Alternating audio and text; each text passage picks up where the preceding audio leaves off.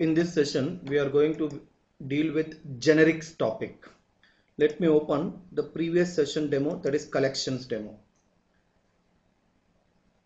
Now we need to figure out what is the problem in this particular solution what we have. That is, all the collection classes we have dealt with, specifically ArrayList or hash table, have one common problem with them. Now what exactly is that? Now let's take this. Now here the data type of the add method parameter is object. That means here I can add object which is of type string. I can also add an integer. Like that I can add some boolean. I can add some double value. So because here the data type is object, we are able to add any type of data to the collection. And when we are able to add any type of data to the collection, there would be severe problem at the time of extracting the objects from the collection. See here, why did we write string earlier? Because earlier all the objects which we added to the collection were of type string. But now we have added other types also. So this can lead to a problematic situation. When we add discrete types of items to the collection, we would not be able to know what type of item we have added at the time of extracting, and it could make the collection useless. So basically I would say a collection object which is ArrayList or hash table, because they allow object type of value, and hash table specifically allows object type for key and value both, I treat them as not type safe collection classes. Not type safe means what? Any type of data we are able to add to these collection classes, which is not good for programming. And moreover, because here you see this is of type object and we are adding string here, whenever we try to extract the string back from the collection, you remember we had to do casting. For example, now let us say I want from ArrayList an item which is at index 0. I can't write string str is equal to ArrayList of 0. I can't do this. Why? Because ArrayList of 0 is of type object, and object cannot be implicitly casted to string. So we have to do here an explicit casting. So these kind of problems are there.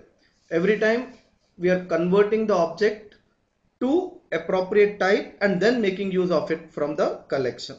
And at the time of adding, we are converting whatever value we have to an object type and then adding. That means there is a casting happening. And these can also degrade performance of the application. So same problem we have with ArrayList and hash table. I repeat, the basic problem with both ArrayList and hash table is these collection classes are not type safe. Why are they not type safe? For the simple reason that the add method of ArrayList allows any type of value to be added to it because the data type of the value given is object. Similarly, when we talk of hash table has key value pair where key is of type object and value is again of type object. That means anything can be key, anything can be value. There cannot be any restriction. That means any type of data we can add into a collection. When we can add any type of data into the collection, retrieving the items from the collection would become a really very difficult task. Because at the time of retrieving, we may not want to get the data in the form of object. We want to get the data in the form in which we have added to the collection. For example, if I have added to the collection string, I would like to get string. If I have added to the collection a student object, I would like to get back a student object only. I don't want to get an object and then find out what is the type of object and then cast it. That would be pretty complex and lengthy code and would degrade performance.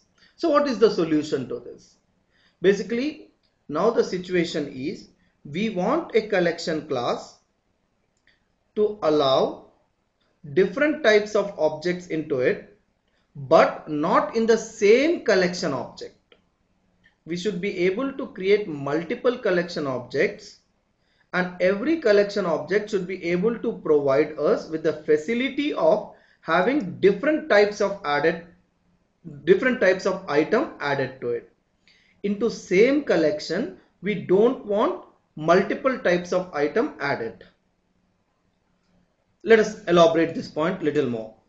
Now imagine my requirement is I want to write a class called as stack. So I take up a new project now. Let us keep this as it is. We can start another new studio instance. File, new project, console application. Let us say we have generics demo. Now I remove all this as usual. Now my requirement is I want to write a class called as stack. So let us write that. Instead of writing, I'll prefer copying from what I already have. Typing would take little time. Let us say we copy it from here. I'll explain this after I copy.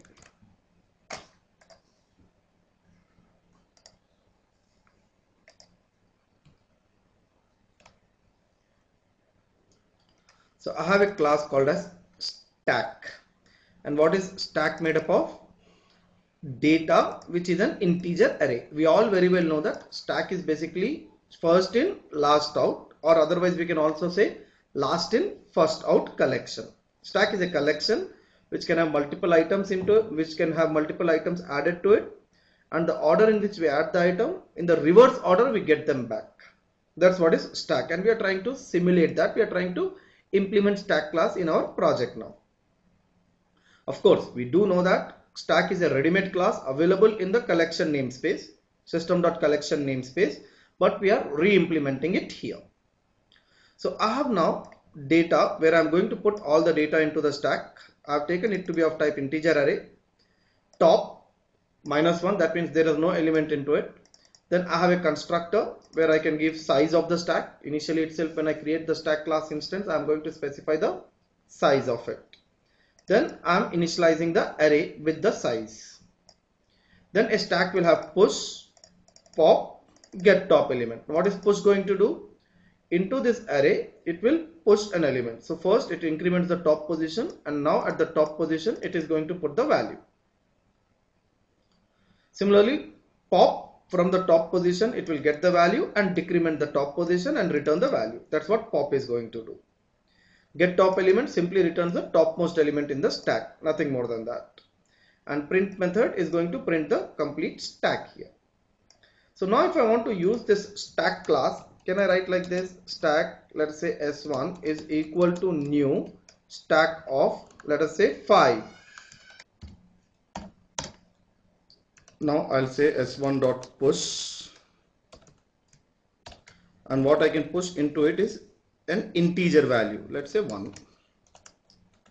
I can say S1 dot push to S1 dot push 3. I can write S1 dot print, right? Run this program, you will find 1 2 3, right? All the elements in the stack are printed here. Now I want to pop. Console.writeLine S1.pop, console.writeLine S1.pop. Now see this, we pop 3 first, we pop 2 first, and the only item which remained, that is 1, which got printed because of this print. Comment it, run, and it's working fine. 3 got popped, 2 got popped, and we have printed that. So now this is working fine, perfect, absolutely no problem. We are able to push, we are able to pop. But the major problem now is, into this stack class I am able to push only values of type integer, but my requirement is I should be able to push any type of value into this stack class. So we know that the solution to this is we put here object. If I put here object, will I be able to push any kind of data into the stack?